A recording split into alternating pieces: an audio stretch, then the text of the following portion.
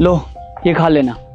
धन्यवाद साहब जी। माँ ये तो सुमन की आवाज लग रही है। अरे नहीं बेटा, तेरे को वहम हो रहा होगा। यहाँ पर सुमन कहाँ से आई? वो तो भाग गई ना किसी लड़के के साथ, तेरे को बताया नहीं मैंने? माँ मुझे कोई वहम नहीं हुआ, आप 1 मिनट रुकिए। सुमन? माँ ये तो सच में सुमन है, लेकिन इसने विधवा की साड़ी क्यों पहन रखी है? अरे नहीं बेटा, वो सुमन नहीं हो सकती।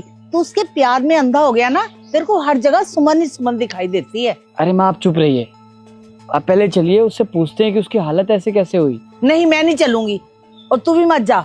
चल मेरे साथ मंदिर। ठीक है आप मत जाइए, मैं खुद ही पूछ लेता हूँ कि आखिर बात क्या है।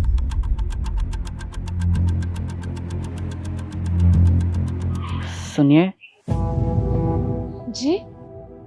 मैं जान सकता हूँ कि आप यहाँ पे क्यों लेटी हुई हैं? आपका कोई घर नहीं है क्या? नहीं साहब, मेरा कोई घर नहीं है। अगर मेरा घर होता तो मैं यहाँ मंदिर में थोड़ी ना रहती। घर नहीं है, लेकिन कहीं तो आपका घर होगा जहाँ आपकी शादी हुई होगी। क्या मैं जान सकता हूँ कि आपके पति को क्या हुआ था? क्या पता मैं आपकी कोई मदद कर सकूं। साहब पहले मेरा भी एक घर था, लेकिन वहां से मुझे धक्के मार के निकाल दिया गया। पहले घर था? मैं कुछ समझा नहीं। मेरी सास और मेरे देवर ने मुझे घर से निकाल दिया। मैं जान सकता हूँ कि आपके सास और देवर ने आपको घर से क्यों निकाला?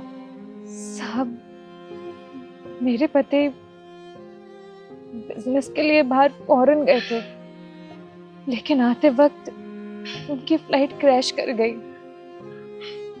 और वो नहीं रहे। जैसे ये बात मेरे सास और मेरे देवर को पता चली तो उल्टा उन्होंने मुझे ही ताने देने शुरू कर दिए। मैं ही मनहूस हूँ, मैं अपने पति को खा गई और उन्होंने मुझे घर से बाहर निकाल दिया। मैं तब से ही अब बाहर भटक रही हूँ। मैं अपने घर भी नहीं जा सकती। कैसे जाती?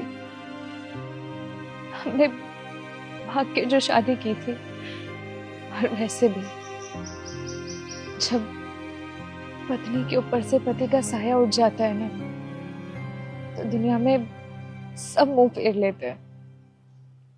आज इसलिए मैं यहाँ भटक रही हूँ। तो मैं जितना परेशान होना